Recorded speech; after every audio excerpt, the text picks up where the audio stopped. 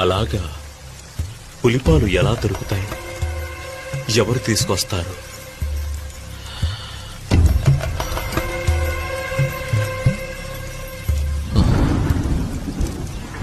తండ్రి, తల్లిగారి తలనొప్పి పోయేందుకు నేనే అడవికి వెళ్లి పులిపాలు తీసుకొస్తాను. తండ్రి, ఆలోచించకండి. అడవికి వెళ్లేందుకు నాకు అనుమతినివ్వండి.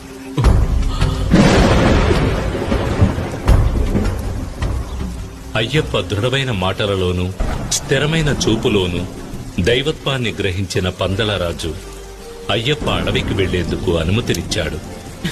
ఇది విన్న మహారాణి కోప్పెరందేవి, మహామంత్రి తమ పథకం నెరవేరబోతోందని పొంగిపోయారు.